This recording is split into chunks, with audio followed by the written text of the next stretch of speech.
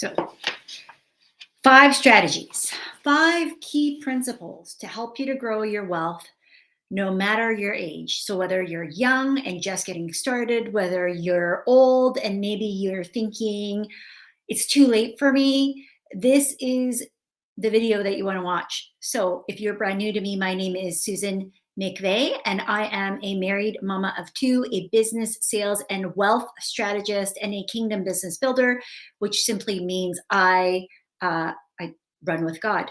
So, if you want more content on faith and God and Jesus, go and follow my other channel, Knowing God's Voice. Hello, Brianka. Thank you for finding me. I started this in case you saw me earlier, and then it either went or didn't go, because when I rebooted my computer, the whole thing shut down. So it's really crazy, but I'm not surprised. So 5 principles, okay? We're going to go fairly quickly on this. I want us to not get stuck in the details. I want you to pay attention to where you're going to think or feel or discern resistance, or that's not possible. That's just not going to work for me. Okay. I just want you to pay attention. You don't need the answers yet, right?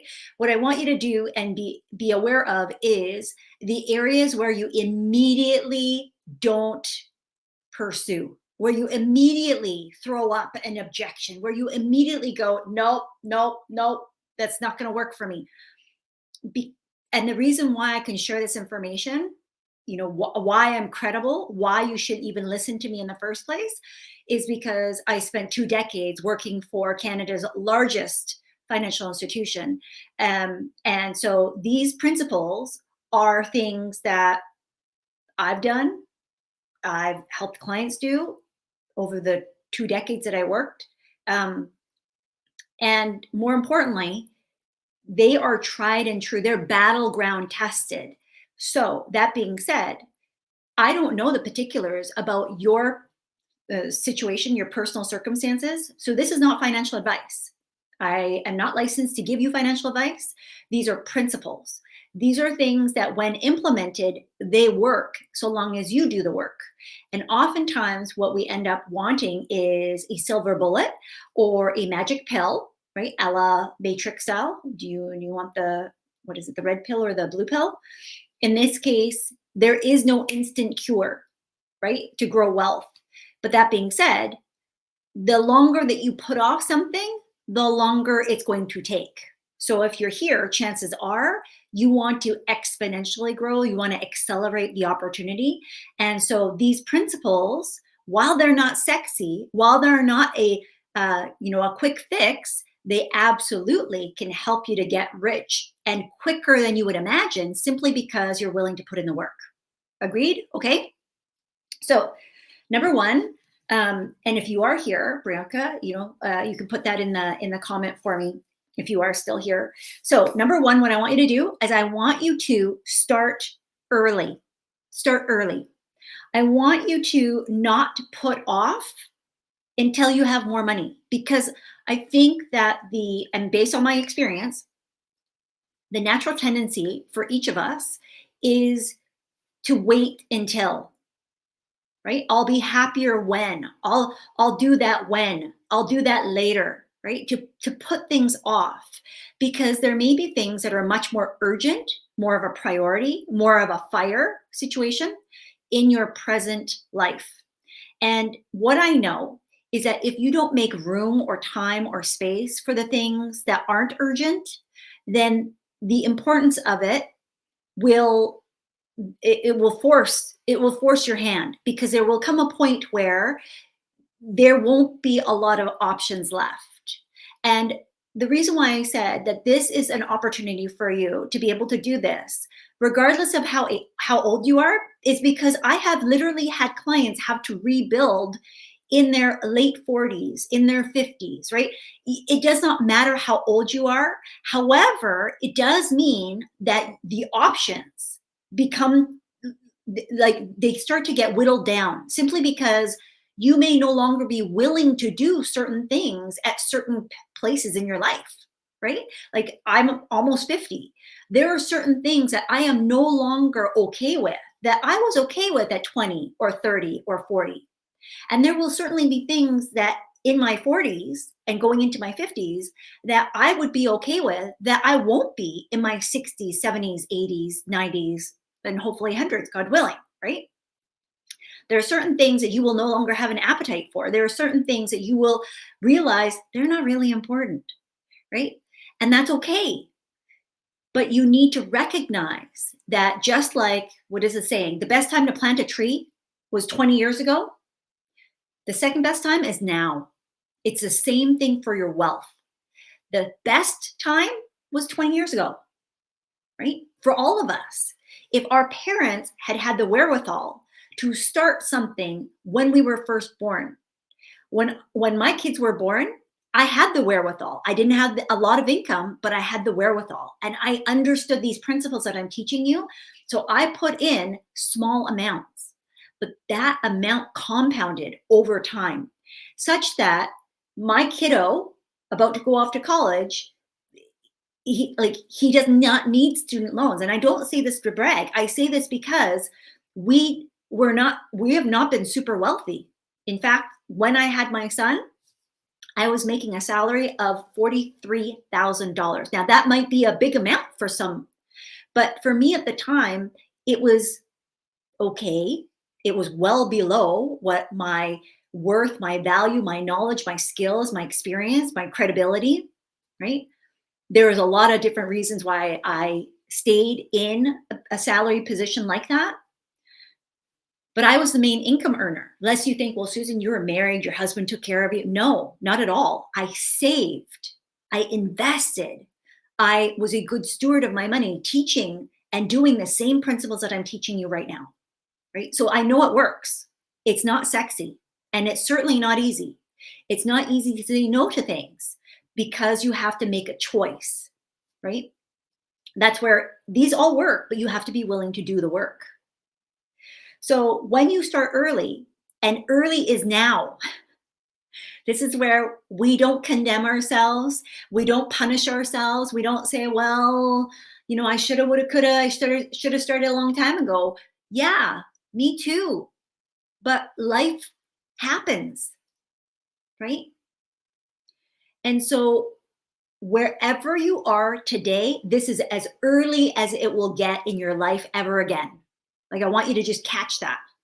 Today is as early as it will ever get. Because every day that rolls forward, we're moving ahead, right? And so if that's the case, you putting off until tomorrow what you can do today, don't do that. Because those days pile up and then they catch up with us. And those days turn into weeks, that turn into months, that turn into years.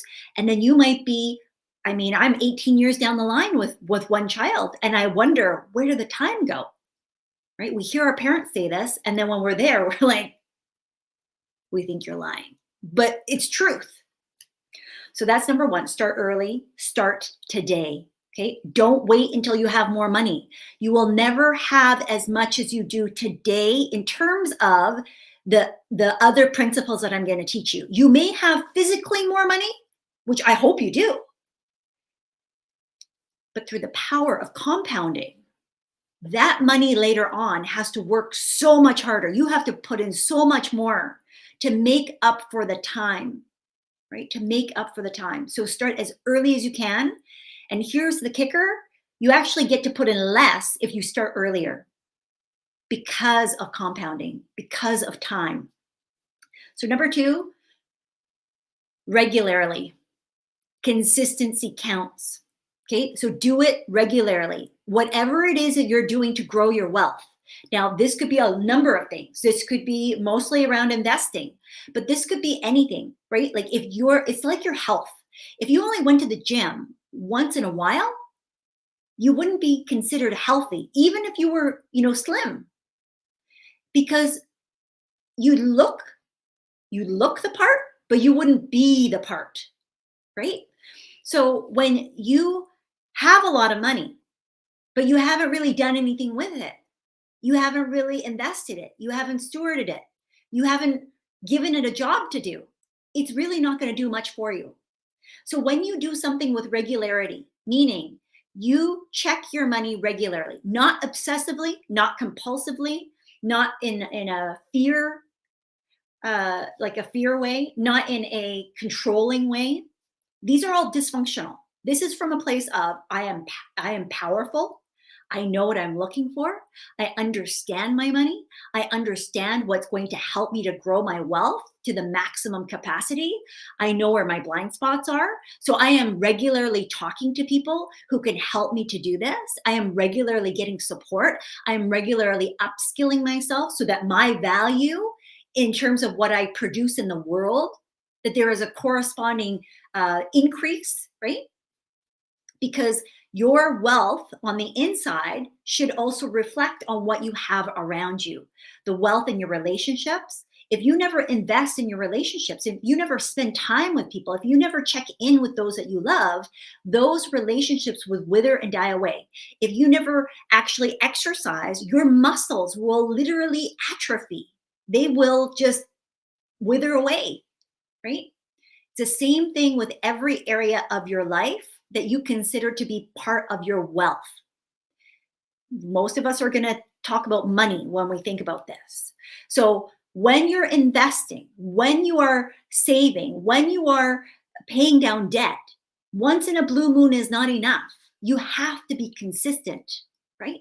And this is where, again, you don't have to do it a lot, right? You don't have to have huge amounts at first, but you'll find that as you do it, you'll want to do more. As you continue to do it, you're going to get your own instant dopamine hit. Just like you do when you're on social media and you're scrolling and you get a ping, a ping, a ping, a ping. The thrill of being able to see that your own net worth, that is what you own minus what you owe, that number keeps growing, that the things that you are focusing on, it's working, that your money is now being put to work for you instead of against you, or you working for your money, that all of these things will start to stack up and you'll hit a tipping point. But you have to know, almost like blind faith, that because this works for so many people, that it's going to work for you, even if it doesn't look like much at first. It won't look like much at first. You'll wonder, is it even worth it? Does it even matter? It does, because this is how it snowballs. No wealthy person, even the one who grows up with wealth, suddenly wakes up one day and has everything that they could possibly imagine. That is a very, very rare exception. Most millionaires in the world today, it might surprise you to know, they did not get born into wealth. That means that they had to work for it. And if they had to work for it, notice I didn't say hard, because it doesn't have to be hard to become wealthy, but it does feel difficult, because you have to get over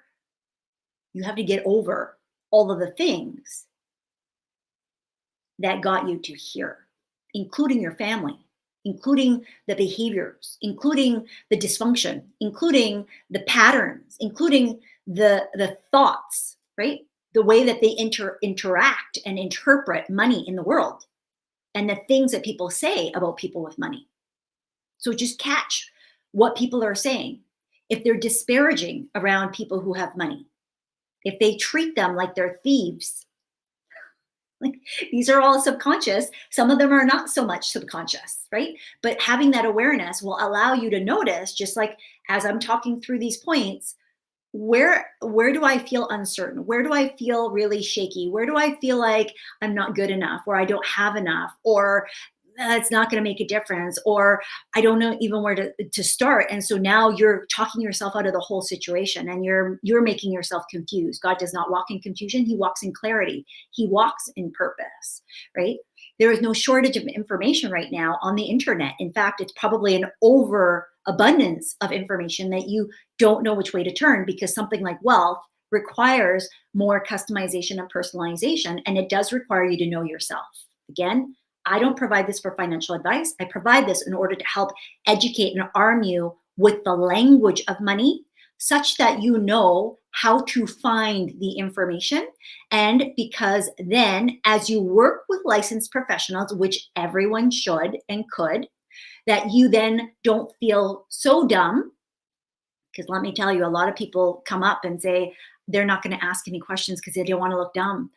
If you don't ask the questions, you will not get the answers that you're seeking. And if you don't get answers, you won't be able to make wise decisions, which means you're going to make mistakes and it may cost you a lot. And then you're gun shy about making more investment decisions because you think that you can't trust other people when in fact it's you, right?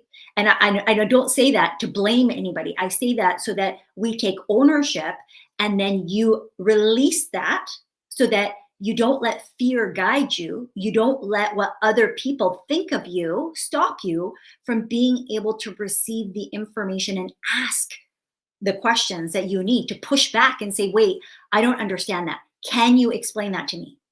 And to not allow other people to make you feel stupid or silly because of a question that you've asked, because they are the expert and they simply don't understand what it's like to begin again.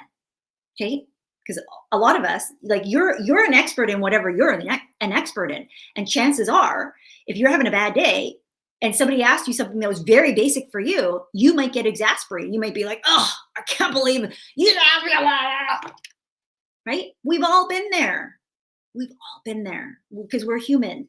So number 3, to be truly wealthy, like the top 1%, which is millionaire status and above, is 1%, just based off of the global population. But here's the thing, 1% of 8 billion is still a lot of people. Still a lot of people. We're talking millions of people. Lest you think, well, I can't ever do that. Yeah, you can. And in fact, I would challenge you to think that becoming a millionaire is simply the ground floor. It's the basement of where God wants to take you, right? That there is unlimited opportunity to just keep going up and up and up. Don't allow big numbers, they're just numbers, to scare you, to have you shy away from actually saying, you know what? I do want to be really wealthy. You know what? Nobody in my family has done this before, but surely I can. You know what? Just because I don't know anything about money yet or anything about investing yet doesn't mean that I can't do it, right? You can and you will. So number 3 is you can't save your way. You must invest. I think the stats, it's like some crazy amount. You would have to be making somewhere close to like $500,000 a year for basically your entire adult life in order to be able to save your way to have enough. And if it's not half a million, it's a very large number, right? Because here's the thing, at least here in North America, the average household makes over 6 figures. The average. Now, obviously, the average is the sum of everybody. You take what everybody makes in the whole country, the whole continent, and you divide it by the number of bodies. There's going to be people at the far ends making close to zero or below poverty line. And then you're going to have the people who are the millionaires and the billionaires. So that's going to skew the average, right? So you'll have outliers on both ends. So what's the median? I don't know. You could look that up, right? But the average is well over 6 figures for where I live in the world, which is Canada, and where most of my clients are, which is in the US. Globally, it might look like a different story. So when we understand that given whatever is our average, right? So maybe you're above average, maybe you're below. For most of my career, we were below average, but we invested above average. We invested above average. And that meant we could pay for our homes, we could pay for our cars, right? Now we didn't buy our home in cash, but we paid for every car in cash. We've had 0 payments. There was a point where we had a car loan, a car note, but it's been a long time. You have a lot more freedom. when you don't have to make a monthly payment of 200, 300, 400, 500. I've seen some figures like over $1,000 for a car, right? For a car. A car is not an asset. A car is depreciating. An asset is something that goes up in value or at least holds steady. A car drops in value just about as soon as you drop off the lot. Now, with COVID, it's been a little bit different. But that being said, a car has more sentimental and emotional value, ego-driven value for most than financial value. Okay, so just something to think about, right? Now, why did I say that? Holy Spirit, help me. I say this because the more that you can be aggressive in looking at your lifestyle, and I'm not talking about, don't live your life, but some of us are living someone else's life for show, right? That's what it's called, to keep up with Joneses. And some of us have been taught to keep up with the Joneses because we're using material things to satisfy an internal need that has not been met.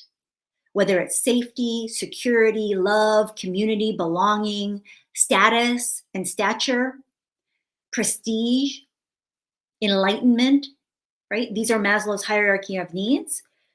Some of it has been passed down from our families where, my gosh, my grandmother never got to have this, or my grandmother always had something like this, so I want this, right?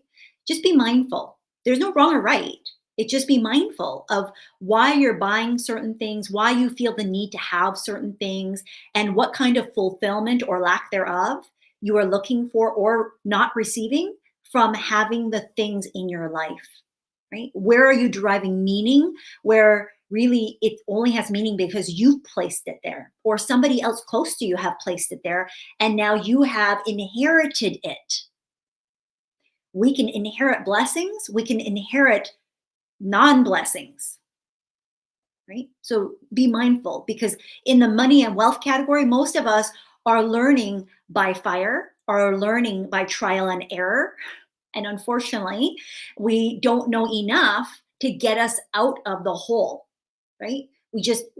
We don't know what we don't know. So you must invest. Now that's going to beg the question, Susan, what do I invest in? I don't know. I legit don't know for you. This is not financial advice. If you sit down with a financial advisor, they should be spending at least a good 20 minutes, right? Now, a quick one, maybe 10, 15 minutes, but they have to fill out what's called a Know Your Client form. It's a KYC. And that means that if they're doing their due diligence, which they are legally required to, bound by law in most areas around the world, there are corrupt countries where it's the wild, wild west. I'm not going to speak to those people. I'm speaking about the learned world. That if you have to complete something for compliance, that is a government requirement. And us as humans get so impatient. Oh, why do you have to collect this information? Like, this is an invasion of my privacy. No. This is for your protection. This is to make sure that we have done the right thing by you in order to ascertain, to figure out, what do I recommend if I am your licensed advisor, which I'm not. Okay? So that being said, if somebody's just going to give you a blanket, I guarantee you it's going to be just put your money in an index fund. Why? Because it's the simplest. But is it the right thing for you? I don't know. And I would be very cautious of somebody who simply says to you, just put it in an index fund. Here's my top, Vanguard, blah, blah, blah, blah, blah, blah, blah, blah, blah. I would pause. I would do your research, right? In crypto, there are two terms that they use all the time: not financial advice, or NFA, and DYOR, or do your own research. That is the nature of a decentralized world. But most of finance is centralized for our protection as consumers. The world of wealth management is protected for our protection, right? And so it is very, very important that you don't bypass your responsibility on somebody who is licensed. But by virtue of that, because we're so used to having that protection in place, that in this coaching consulting online space that I operate in now, that we don't go the wild, wild west, right? Just hitting targets because somebody on YouTube or anywhere else has given you a hot stock tip. Could it be that they're maybe making a recommendation because it's worked for them, but you have no idea what their background is? You have no idea what their income is. You have no idea what's on their balance sheet. You have no idea what their risk tolerance is. You have no clue about these things that they need to ask you about. In fact, a licensed advisor is not allowed to tell you, typically, it may have changed, but back when I was licensed, we're legally not allowed to tell you what we invest in because there's a conflict of interest, and it will unduly influence you as an investor. We are not the same investor. We are not the same person. We have different goals. We have different backgrounds. We have different experience. We have different income. We have different asset levels. Everything is different. And so how in the world can we compare an apple to a plum, right? It's just not going to work. And yet there's so many people out here right now that are going to get in big, big trouble. Mark my words. I've said this over and over again because they're chasing after, the government is going to come after their money. They're going to come after their money. And people who are, only takes one bad apple. It only takes one person who doesn't understand where it doesn't work out for them, and they file a complaint to have that whole house of cards coming down. There are people who are making a lot of money and they are helping people, but they also don't know what they don't know. And ignorance is bliss until somebody gets hurt. So if that's you, no condemnation, but be very careful. And if you know somebody who's doing that, then you send them this video. But I would caution them. The FTC is cracking down, the SEC is cracking down, and they're coming after people in this coaching consulting space for income claims, for all kinds of investment numbers that don't hold water. So just be careful. Be careful, okay? And again, this is not for fear. This is in order to help educate the public at large, because a lot of the people who are like, I'm a finance expert now. Yeah, okay. It honestly doesn't take much. Like if you know how to pay down your own debt, which hopefully is everybody, but if you know how to manage your own money, if you know how to basically balance a checkbook, you could call yourself a personal finance expert. I don't call myself a personal finance expert. You might be wondering why, because I think it's boring. That's my personal feeling. I did it for 20 years, more than, not just personal finance. There's so much more. And I know that there's more at stake than just money alone. Okay, so I digress. Number 4, you need to understand leverage. So leverage is where you put in $1 or you put in an hour of time and you get out 5 or 10. Okay, that's it. How to explain this in a simple way? That's the simplest way that I can explain that. In the world of business, we often also talk about operating leverage. In fact, on the balance sheet, when I was working in corporate, this was a line item. This was actually, for me, the most important thing, because what it would do is it would help me to understand for 1 man hour, meaning like I have 12 bodies in my employ, right? I have 12 people who are working on my team right now in this particular location. For 1 man hour, what's the profit per hour, per person, right? Because it would take the average of what I pay every single person compared to what we are making across all the different product lines. And so most businesses, most small businesses, they're not going to measure this number, but that's the lens that I see the world through, right? Which is not how, honestly, how most businesses operate. Now, in your life, how this applies and why this is so important is because you need to know that bad, like debt is not across the board bad. Okay. Debt is not bad if used correctly, but most are doing it wrong because they're they're using it like a bank account. Debt and credit cards or loans are not a bank account.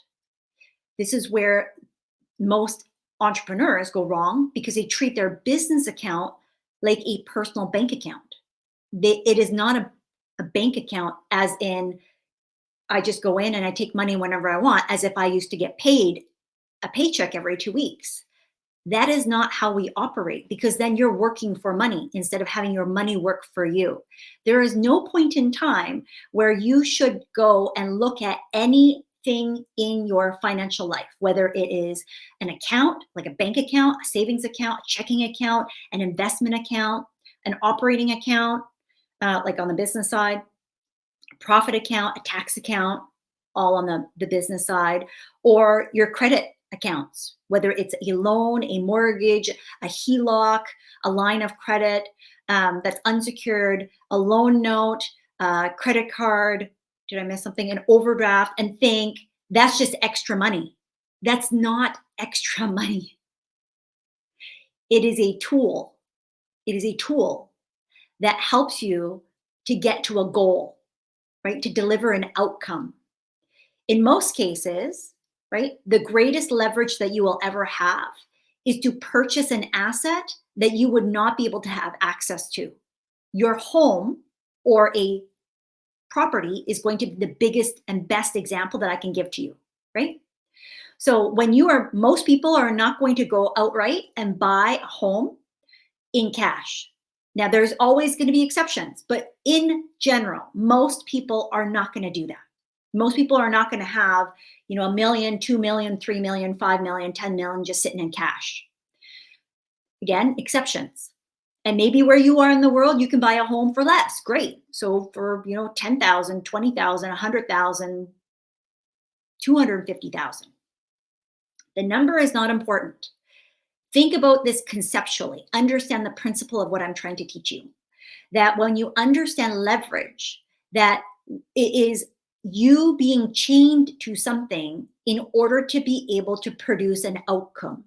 And so oftentimes what ends up happening is that people are dysfunctional with their money in the first place, that they use credit, like credit cards and loans, and yes, even a mortgage, to make emotional purchases and use that as if it's extra money. It's not extra. You literally are going in the hole in order to buy what it is that you want. In the case of a mortgage, it makes sense because most, again, depending on where you are in the world, but most people cannot purchase a home with $0. And that means that there is value in the home. So you are not going below the value of the home, right? You already have a plus balance in that home. So even if you were to mortgage 80, maybe even 90%, depending on where you are in the world, right? You still have equity. That means that there is value of the home that is available, that you are still on the plus positive side. If you had to sell that house, now, depending on fees and all that stuff, it may be a wash. You may still end up negative.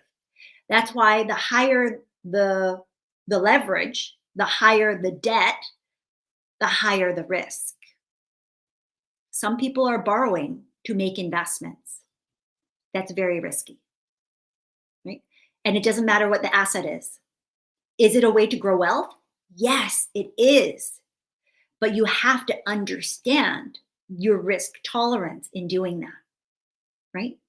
If you don't have stable income, do you want to be, flipping all of these homes? Is that your primary means of income? I don't know. We've had friends, like family friends, where that was what they were doing, but that was their business. Was it risky? Sure. Was it more risky than you having a job? I don't know.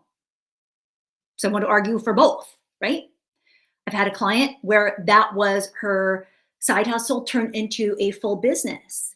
And then 2008 happened. All of her income, all of her assets gone. That was heart wrenching for her, right? But she's rebuilt and went from in the hole, bankrupt, right? And not all of her debts were wiped out in the bankruptcy. So she actually wasn't even at zero. She was still minus, came out of the hole, and then built on top of that an additional 100,000 in net worth. And a huge increase happened in the last year, 155% increase in her total wealth in 1 year alone, following these principles. Right? She has continually invested back in herself, into her own wisdom, into her own knowledge, increasing the value of what she is able to produce. The amount of money that she has made has not skyrocketed, right? Because you might be thinking, wow, it's easy for her. I mean, she could do all these things. Listen, as a single woman later in life, she had to start again. If she can do it, that tells me that it is possible. It is possible, right? Is it possible for you? I would hope so, but it's up to you to believe that. I can't believe that for you because I'm not going to do the work for you. I've already done my work. Okay? So if you understand leverage and you can use it wisely, debt is not bad. It is a tool, but most people they're making emotional purchases that are driven by their own passions, their own desires. And those aren't inherently bad, but they are often dysfunctional because they are done on a whim. It literally is like, oh, I'll just get that from Amazon. I'll just get that. Like, oh, look at that on TikTok Shop. And then you get all this stuff and you're like, where am I going to put it all? Why? Like, if there's one thing that I do agree with Dave Ramsey, because I don't agree with a lot of what he teaches, because I feel like it is very fear mongering, and I understand the principles, I really do, right? Because this is my background. But the message of what he does, we don't speak to the same people, and it's fine if you like Dave Ramsey, but me personally and the people that I tend to work with, Dave Ramsey, you get it, but it feels very restrictive. It is restrictive. It is almost punitive, right? Your mistakes with your money in your past don't define your opportunities to grow moving forward. But it certainly does give you a hint as to the blind spots, or maybe even not blind spots, the pitfalls and the potholes where you could get trapped that are going to take you off the path, right? So just pay attention. So when you are able to understand with Dave Ramsey, that the number one thing that he likes to recommend to people is that you pay cash, right? The cash envelope system is so that when it's gone, it's gone. It's so that you don't go into debt, because most people are using it like a slush fund. Most people are using it as if it's extra money. It's not extra money. Debt used properly is a tool and a strategy that absolutely increases risk and is used in order to help you to gain leverage, to gain access to assets like a home that you otherwise wouldn't be able to do on your own. If you are over leveraged, then you have paid more in debt, right? You have spent more than what you can afford. And that means that you have a very thin margin, which means that as rates go up, which they have, right? That people are getting squeezed and squeezed and squeezed, and their payments no longer are going to meet the minimum requirements, and they're going to be required to call. It's a margin call, right? And I'm using different language so that you understand like what these terms mean. When somebody calls margin, it means that you have a loan that's outstanding and you now owe, and you need to pay up, right? How much? It's going to depend. but that's why I say it increases risk. So can you use debt? Yes. Can you use leverage? Yes. It's not evil. But most people, this is a sophisticated or an advanced strategy for wealth building that is not designed for the average Joe, right? We are so busy trying to leapfrog to like, oh, let me do this. Let me borrow against my home so that I can put it into crypto. People did that in 2011, 2022. And unfortunately, there were a lot of folks who lost their lives. Like it it burdened them so greatly that they put their whole entire life in jeopardy, the lives of their loved ones in jeopardy, and they couldn't live with themselves. Like I have somebody who uh, unfortunately fell victim to that by their own hand, right? Because their mental state just they they just lost it. You know, God bless them, God bless their soul, but unfortunately, that's what happens when you don't understand the financial instruments, the tools that we have access to, right? And nobody's going to police you. Nobody's going to mother you in this situation and say, well, you shouldn't have done that. This is where the world of centralization that we rely on, which means it's highly regulated, we point a finger and say, stop getting all up in my business. And yet, then in circumstances like this, we want them even more in our business to protect us from ourselves.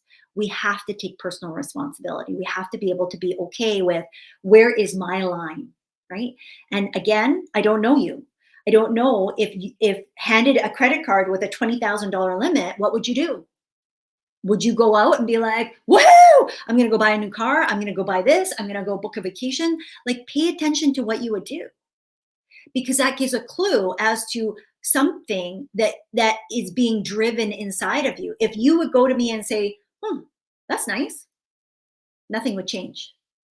That's when you know you're ready to exponentially grow your wealth. And it's okay if you're somewhere in the middle, right? It just gives you an opportunity to take a look and say,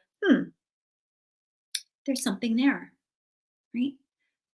And if you are the praying sort, which I know a lot of you that are here are, I would be asking God, God, what's that all about? Can you show me? Can you help me understand this? Right? Number 5, manage risk. So we talked a little bit about that wrapped into number 4, but number 5 is to manage risk. You need to protect your assets. Your number 1 asset, which we talked about before, I can't remember, some weeks back, is your ability to generate wealth, to make income. Because if you don't make any more money, what would happen? So let me ask you this. What would happen right now if you had to stop doing what you're doing to make money? How long could you live? How long could you survive? And do you even know? Because the answer for most people is, I don't know. To all of the above. Like, I don't know, Susan. It is very rare when a client comes to me and they know the answers to these questions. So even just by you being here, by you doing this work with me right now, you're already ahead. So you can give yourself a pat on the back. Side note, if you are here, can you please give this a thumbs up? Okay, because I have some big goals around helping people, and this strategy of YouTube is one of them. And so if you haven't already liked, subscribed, followed, hit the notification, please make sure that you do so. If you would like to join my community, my email list, because that's probably where I'm going to be sending out the bulk of information. Because listen, the devil is a liar. And sometimes he makes you think like, oh, yeah, I missed the boat. I did this, I did that. And like the only person that you're punishing is yourself. Right? So what I want you to think about is so regardless of where you are, right? Even if you are, I don't know, the first job that I had, my first business was when I was 7. My father purchased, I think it was life insurance for my youngest sister. She's 7 years younger than me. And You might be thinking, well, why? Now, my dad didn't fully understand all of this, but he had the right thought process, right? Now, again, I'm not giving you financial advice. I have no idea whether insurance is right for you or not, but insurance is an example of how you would protect your asset. Critical illness insurance, if you were to get sick, would be an example. Disability insurance is an example. Having an investment account is an example. Your retirement account is an example. Your home or multiple properties might be an example of how you would manage risk, right? If you're getting married and you already have a lot of assets, this is where people would come into a prenuptial agreement. And some people think, oh, that's not okay because now you're assuming you're going to get divorced. No, you're not. You're planning and you're declaring in advance while you're level-headed. If something was to happen, what would we do? Right? How would we divide? How would we decide? What would be fair and equitable based off of where we are right now? That is prudent and that is preparing. It's not preparing for a divorce. It's saying, I have a certain amount of wealth. Maybe you do, maybe you don't, right? But it would be prudent for us to protect the wealth that we have coming into this agreement, such that if we come into a disagreement and decide to depart, that there is something that has already been decided upon. Now, it can be contested, obviously. We've heard all the stories. But that's one way, again, to manage risk, to protect your assets. The greatest asset that you will ever have is you. It's your ability to make money. Because if you, as the engine of your life, right, the hub of like the spokes of your relationship, your business, your career, your health, all the different things that are important to you, if you couldn't do what you do, what would happen? And I ask this as a very serious question because that was me in 2015. In 2015, the year that I turned 40 was the year that I officially crossed and became a millionaire on paper, right? And I share this so that you have an understanding that it can happen for you. It doesn't have to take you 20 years. In fact, I've helped clients become millionaires much faster than that. And becoming a millionaire is not about how much you make, because I've had clients who have made a boatload of money. I've had mentors make $1 million in 11 months and spend it all gone, have to start all over, which boggles my mind, right? Because I took for granted my background. And I just assumed, well, if you just made, $1 million, you have plans for it. Well, yeah, those plans were not what I would counsel and my wise counsel for people who would be working with me to grow and elevate wealth. So was it no surprise that when I said, well, I want to talk about profit, not just sales for the sake of sales, but sales so that you actually are highly profitable and then you don't have to work as hard? Because that's what I've done my entire life, right? He said, nobody wants to talk about profit. Who cares about profit? Everybody wants to make more sales. Everybody wants more money. And I said, but the reality is that most people they can't hold it. They can't keep it. And the reason why I could say that is because I've experienced this as the expert, as the advisor counseling the clients on the other side of the table. And she was the client on the other side of the table, but I didn't know it. I considered her the expert sitting on this side of the table counseling me, and she did for one piece of my business. But because of the missing parts of her background, it was a skewed perspective. Do you get what I mean? Okay. So thank you, Brianka, for taking notes here. I hope that these show up afterwards. I don't know what's going on with my comments sometimes on YouTube. So let's see. Let me know if you have questions. Okay. So The questions that I had posed that are inside of the description box for this is, when is the best time to start investing? We already covered that. Now, now, in case I wasn't clear enough, now, do it now. What should you invest in? I don't know. This is where you will have to research and figure out, hopefully with the help of somebody who's licensed. But if you decide to do it on your own, which is totally fine, up to you, then the amount that you want to invest is going to determine where and what you can invest in. Okay? Because you might not be able to invest in all the different options if you're only putting in $25 a week or a month. It's okay. That's where I started. I started $25 a pay period every 2 weeks. That's how it started for me. I was still paying down credit card debt. I was still paying off student loan debt. Okay. What makes the biggest difference? So the biggest difference is time.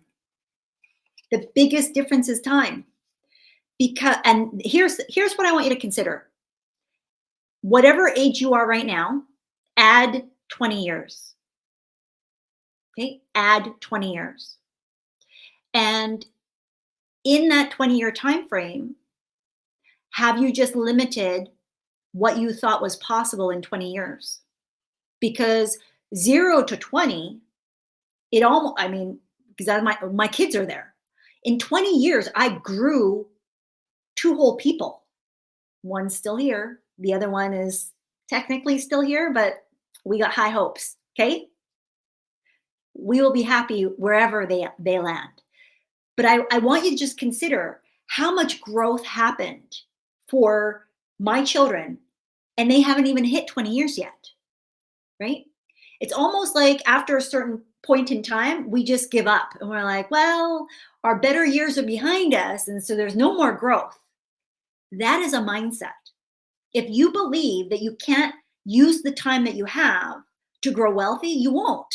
And that's okay. Then you probably should click off and stop watching any of my content because it will aggravate you, right? It's not going to be aligned. But if you don't believe that the time on the clock, the date on the calendar is what dictates the opportunity, and that time is time, but also time is kind of irrelevant. We have to operate within the constraints of what life gives us here on earth.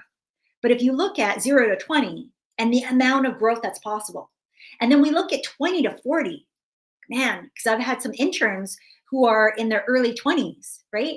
And I'm well over 20 years older than them. And I just look at the growth, the experience, the life that I've lived, that now I get to impart on them to help them in the early stages of their career while they're trying to scale build, and the difference.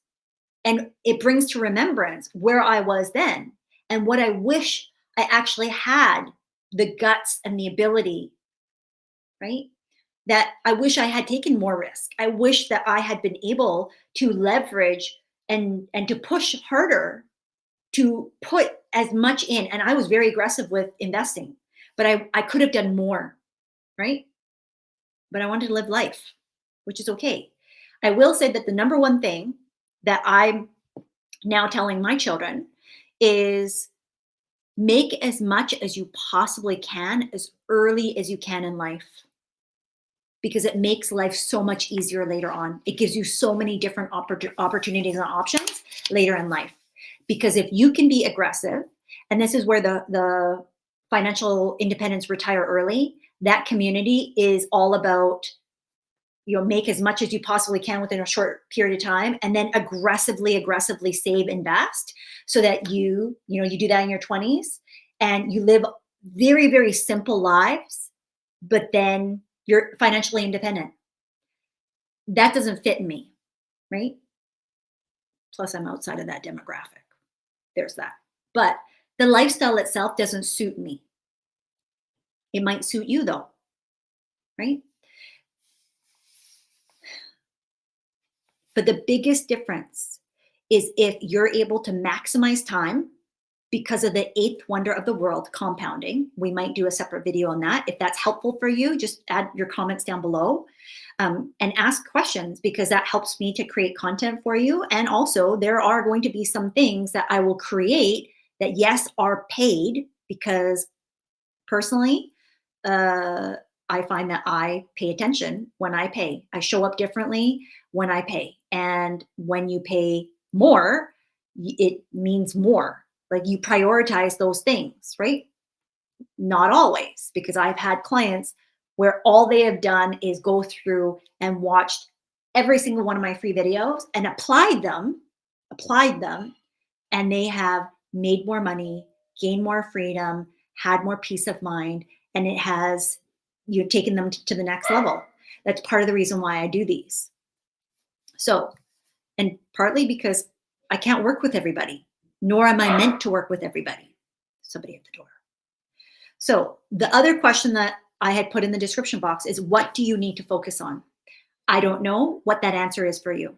What I want you to consider is, out of these 5 points, right? So we'll do a quick recap. Number 1, start early. Number 2, be consistent, do it regularly. Number 3, you can't just save, you must invest. Number 4, that you must understand leverage, where debt is being used incorrectly. Debt is not bad. And number 5, to manage your risk, protect your assets, especially your own ability to grow income, such that if something was to happen to you, God forbid, but if something was to happen to you, or more importantly, you just decided, I'm going to opt out. Like, I want to do whatever I want for the rest of my life. And maybe that does not mean that you're chained to a desk at your 9 to 5.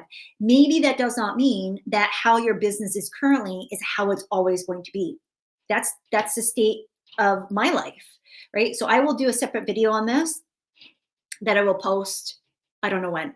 It may be live, it might not be, but just stay tuned, because I will walk you through, like, the journey of how I started the business, what I tried, what I did, why, and possibly be inviting you to come join me on the next phase of my journey, which it will be a paid offer. Okay, I'm gonna let you know in advance. You don't have to do it, but if you do want to do it, the opportunity is going to be there for you. Okay, for this first maybe 1 or 2 rounds, I am going to be doing it live with you, meaning you're going to have access to me. I say this because right now on my website, to get access to me is a multiple 5-figure investment. It is not for everybody, and I recognize that. This is not going to be a multiple 5-figure, even a 5-figure investment. The last time that I did a group program, it was a 5-figure investment for clients. Okay, so you need to focus on the area that is going to give you the biggest impact. I personally believe that every single person, because this is my biggest regret, not that I have regrets, because I think they all operate properly, right? Like, everything works for my good, because that's the God that I serve. But I wish that I had been more aggressive around making as much as I possibly could. Now, when I started my career, it was just the start of the internet. There was none of this going on. Like, there was none of this, right? So I think there was only maybe Facebook, right? MySpace, I'm really dating myself. Like,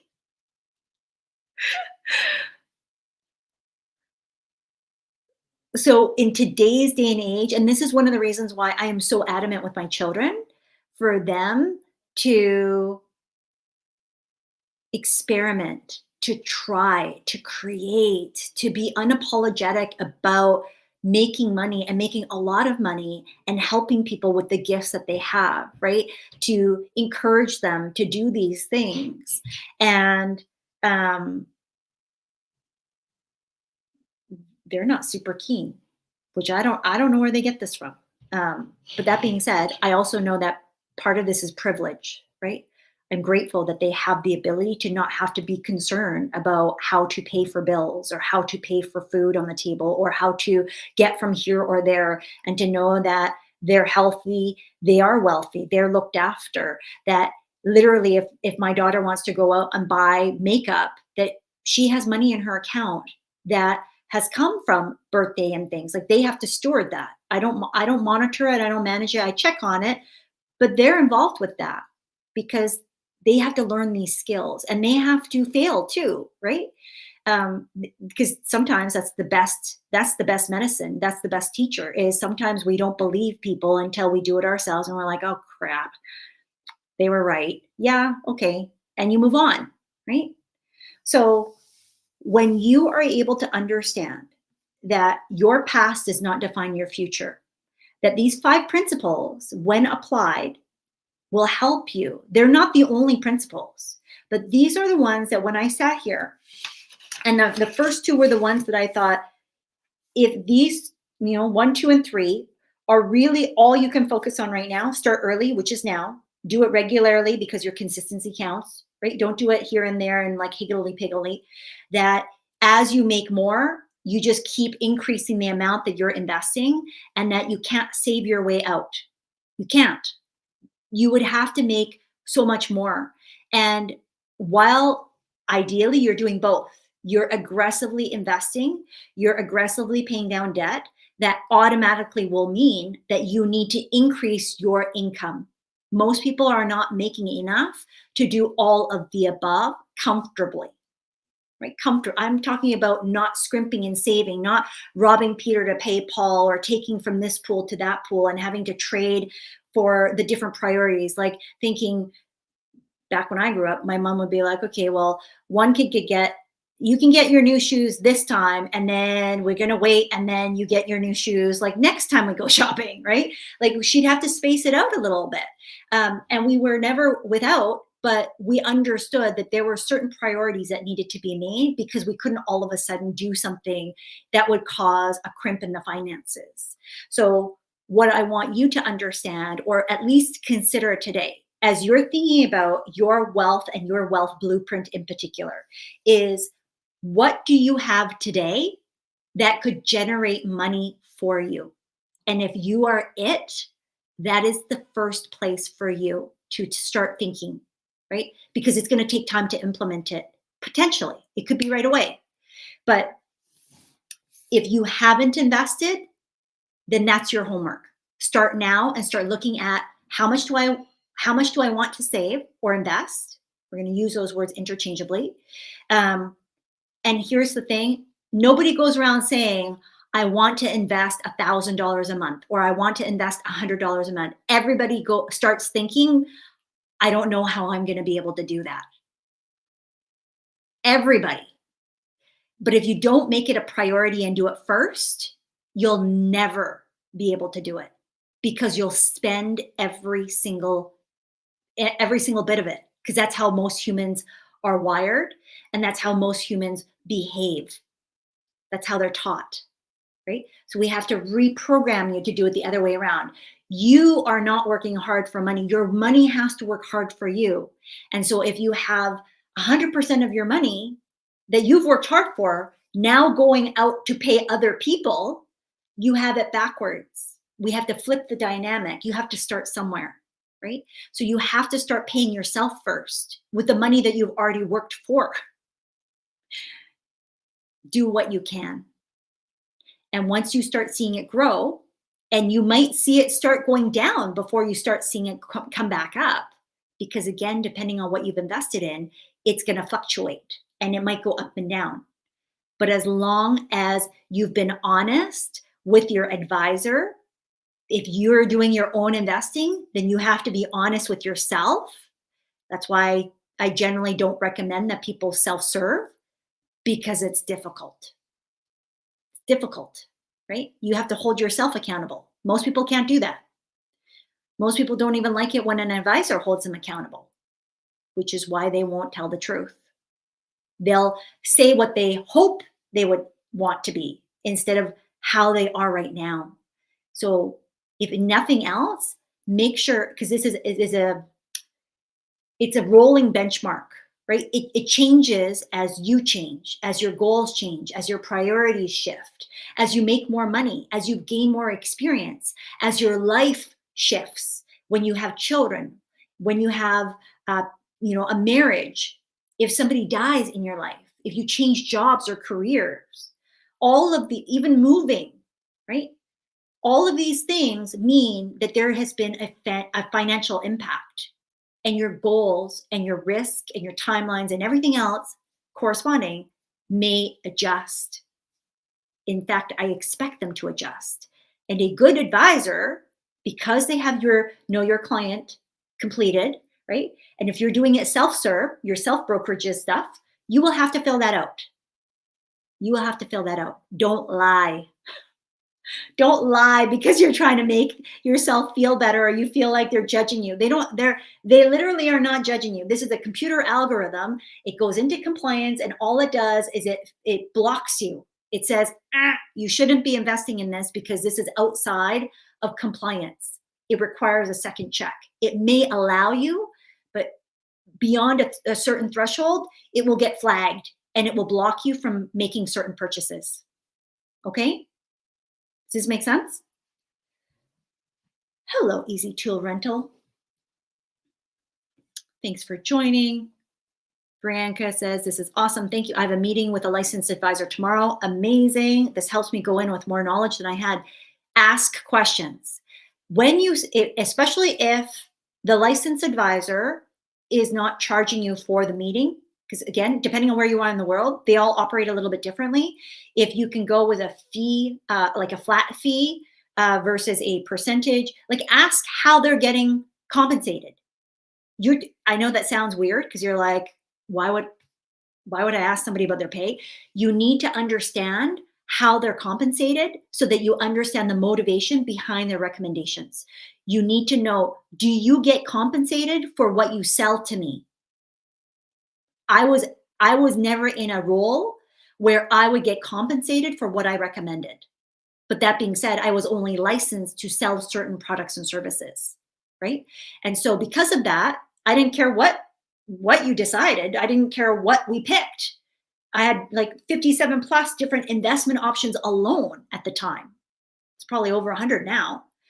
But because of that, it didn't matter. It didn't matter what you chose or what we put in the portfolio. I would get paid regardless, right? But if somebody's getting paid more to promote Intel, right? NVIDIA, Coca-Cola, insert whatever it is, XYZ mutual fund. If they're getting a kickback for that, then you need to know. You need to know, would you be recommending this product or service for me if you weren't being compensated differently for it? Because it can influence people's behavior. Most people are motivated by money, right? Most people are motivated by compensation. It is a driver of behavior. I say this as somebody who's designed compensation plans, right? Because like you want to match up compensation with behaviors, and so when that happens, then it's going to drive certain behaviors if you've designed them correctly. So you're well within your rights to ask, how are you being compensated? How would you decide what different products or investments that you would recommend to me, right? What is your investment knowledge? So you can ask these things from your licensed advisor, and a good licensed advisor should have no issues with answering those questions. All of these are for public knowledge anyways, for the most part. Like if you were to look up your licensed advisor's name and information, it's a public record. It has to be because of the licensing requirements. So you have to file all, like they have your criminal history, like where you've lived for the last 10 years. It is very extensive to get a license for certain types of securities. So you can ask, what are you licensed to sell, right? What do you typically recommend for clients? Because they may have different biases. So your time is for you to ask as many questions as you want. And that's one of the reasons why I'm here too. I think is that Nigeria, the flag of Nigeria, Easy Tool? Welcome. Thank you for joining. Okay, so remember, wealth, for me, anyways, is all parts of you, right? Because we don't want you to have a lot of money and then your health or your relationships or you get penalized, because I know what that's like. But at the same time, you don't have to be rich in your relationships and your health and your peace and your joy and the fruits of the spirit and all the things that God would give to us, including your faith, and not have the things that you want to have. You deserve to have them. You get to have them. But I want you to work in a way that is aligned to what it is that you desire without having to justify, without having to feel guilty, without having to, explain to somebody else why you can or cannot have this or why you do or do not want that. Like, you don't have to explain yourself to anybody. What you desire and what you want is what you want. The amount of wealth that you have is no reflection on you as a human being other than this is what you've done, right? And the value that hopefully you've put out in the world. And if anything, the people that I am called to, the people, Jamaica, hello. The people that I am called to are the ones who are change makers. You are a pioneer, you are a trailblazer, you are creative, and you are highly ambitious. And yes, that means that you want money, you want wealth, because you want to do more good in the world. Because good, like money in the hands of good people, means that more good things happen. And too many people can't do what they want because they don't have the financial means available, myself included, right? Like, I know that I have a certain level that puts me in the top 1%, but the goals and the dreams and the desires that I have to have and help more people is greater than where I currently am. And so this is a season of stretching for me too. This is a stretching of me surrendering to God and his grace and his faith and his abilities that he's placed in me and doing it a different way, right? And so this is a reimagining of what it looks like in order to fulfill the plans and the purpose that he has for me. And hopefully you're coming along the ride. And if not, that's okay. And if this is how I serve you in this capacity, I'm blessed and honored to be able to do that. But if you want to dive in deeper because you want to work with me in a different capacity, right? In whatever form that might look like, because there's going to be a lot of different forms that start coming out. It's going to be like popcorn. Like, there's a thing, and there's a thing, and there's a thing, and there's a thing, and there's a thing, and there's a thing, right? Easy Tool, what's your name? Because I find it really odd that I have to refer to you as Easy Tool. And I get it. That's your handle. That's your channel. I love it because it's very clear, right? Easy Tool Rental Sales and Co. It's a great name, but you're a human. And so I appreciate you being on here. Mental, physical, spiritual, absolutely, right? We want to be able to address the holistic, the whole, WHOLE, the whole of you, the whole of you. Because it is very important that we don't, it's like a three-legged stool. If you lose one leg, as I topple my table, if you lose one leg, you don't want to be off kilter. You want to be balanced. And it's about creating harmony, because there are going to be times where one has more priority. There's a season of life, like this last season of my life, my mom hat, my daughter hat, my wife hat, my sister hat, right? Those hats that I have played have become more of a precedent. It has become more of a priority. And so there are certain things that I've had to put partly to the side, right? It hasn't been completely gone, although it felt a little bit like it's been missing, but it's because the priority needed to be other areas so that I could create more stability in those particular things that there was some urgency, right? My kids are not going to be with me forever. There's an expiration date. My wealth is not just my money in my bank account. My wealth, how I define it, lives upstairs in two whole humans that my husband and I have created, that we have birthed together. And so part of my legacy is how I steward those children and making sure that the time that they have with me under my direct care is under my direct care, right? And I have the luxury, I have the privilege, I have the ability, gratefully so, to be able to do that and with them. And and so that's what has happened. And so I don't know who that's for, right? Whether you're watching now or on the replay, that give yourself grace. That if you had to, right? I've had a lot of clients who are single parents, just singles. Um, your financial picture looks different because it's you yourself, and you. And sometimes you've had to, especially when you are a single parent, gosh, that's hard, right? Do these same principles apply? Yes, but they are trickier. They are trickier. Absolutely, they are. Because now you have so many more demands placed on you that you have to balance off and you have to prioritize. And as easy as it is for me to say just start now, the reality of you might not be able to do that. Like you literally may have to choose between sending your kid onto a field trip and paying the $100 for them to go and do this trip, or putting that into your investment account. And I get it. As a mom, I'm going to pick my kid. I'm right there with you. I understand it, right? So, but know it. Know that you're making a choice, and then be at peace.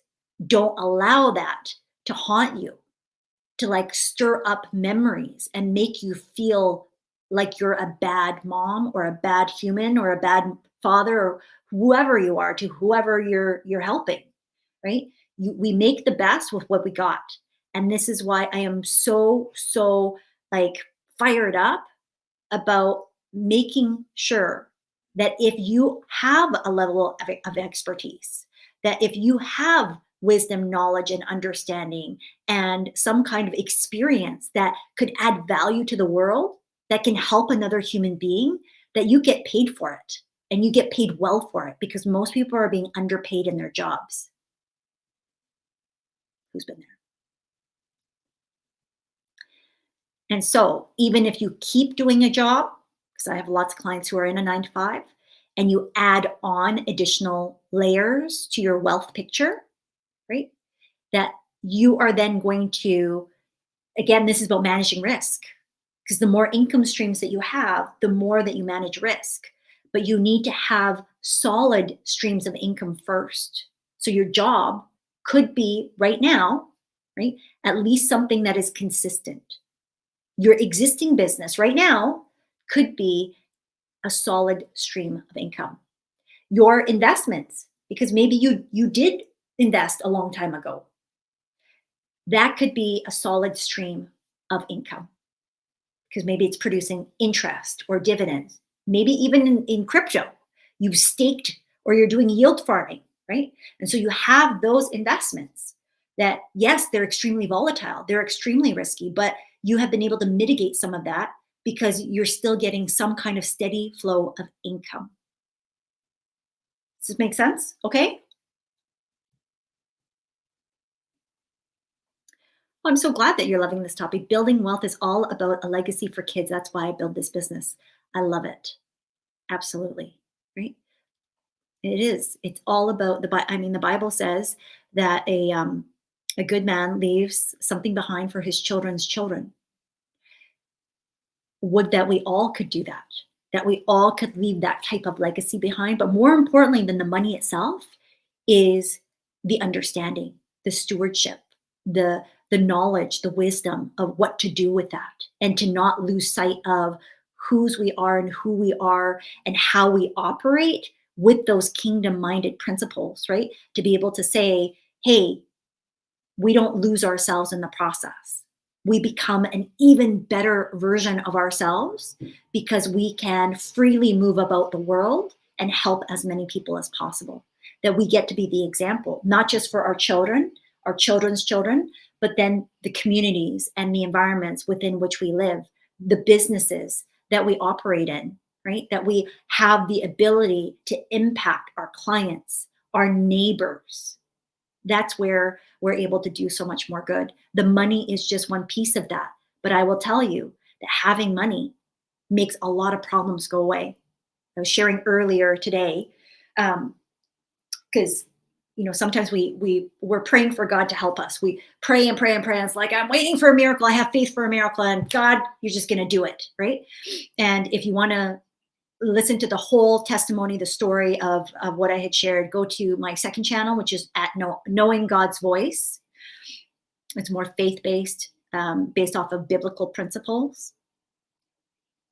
But when we are praying so hard for something and we get so tunnel visioned on this is the only way, we can often limit ourselves to the opportunities that may show up, and God will use people, right? God will use people. So maybe for you, Easy Tool, you are the answer to somebody's prayer when they walk into your business to do business with you, that there may be some kind of interaction that they're having with you where you're already answering something that they have prayed for, that they have asked God about, right?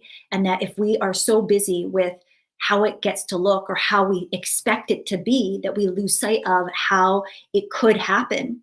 And even if we're not always happy about the outcome in that moment, that we have to have faith and trust that it's always working out for our good, but we still have to do our part, right? Growing wealth in particular is something that is not passive. Passive income is thrown around a lot. It takes a lot of work to get to the point where you can be passive enough for your money to make money. Does it take time? No. It doesn't take a long time. It takes the right time. It takes the right steps. It takes the wisdom and understanding of knowing the order of which to do things. And it depends on where you are, right? It depends on where you are, and it depends on a lot of different things about yourself. So we need to know ourselves. That's the 5 principles that I shared earlier. So I really want to encourage you to sit and to ponder and to ask God, if you do believe, to find out for yourself. And you can't skip this. You have to sit with yourself and kind of look at self and go, self, what do I believe? Do I believe that I can actually grow wealth, no matter how young or how old? Do I believe that I could do more now? Like, why am I not allowing my money to work for me? Why am I working so hard for my money? Right?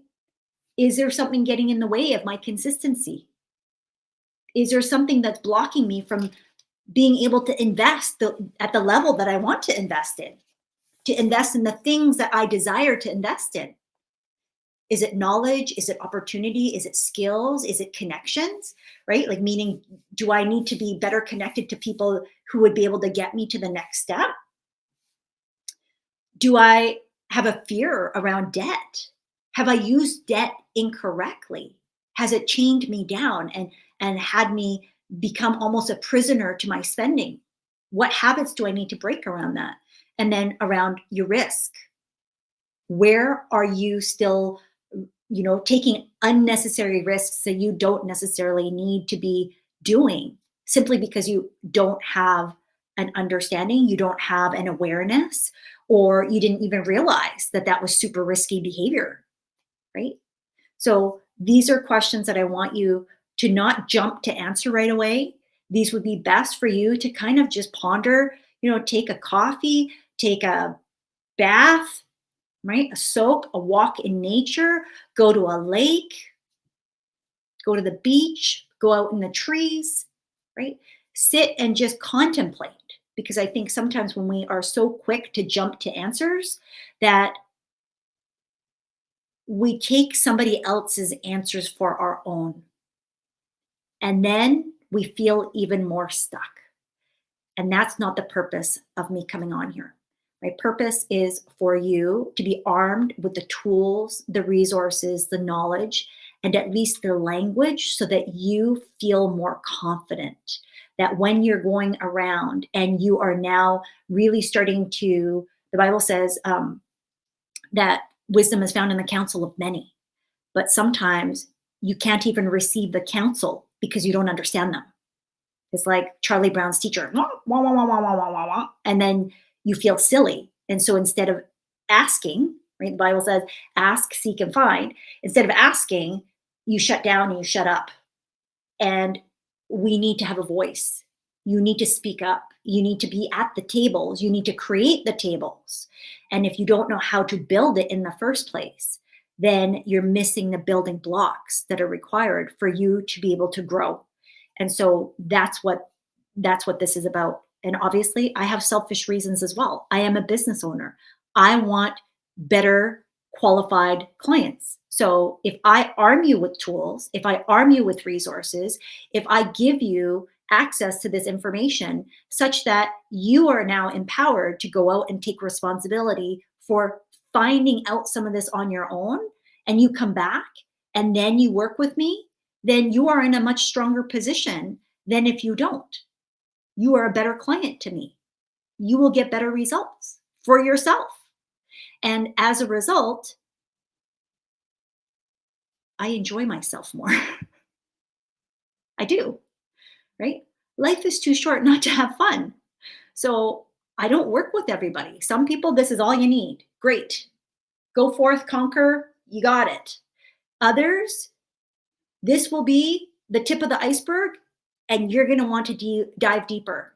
And there will be some that are in different stages. Totally fine, right? I'm not attached to anybody because I do this because my maker says, and that's who I rely on for all things. Yeah. Okay. Easy Tool Rental Sales says, those are real important questions I ask myself daily. Drinking my coffee now. Amazing. I'm so glad. So with that, Brianka, I hope that your appointment goes well tomorrow. I think it's tomorrow.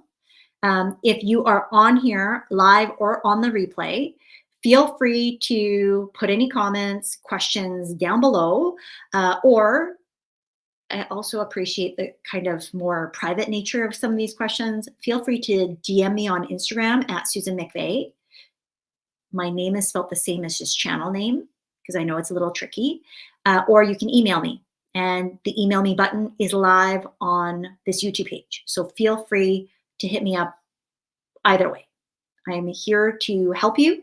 I can't guarantee that I will answer all questions in the form of a video, but it certainly does help me to serve you, right? And so if it makes sense, I definitely will. So with that, thank you for joining.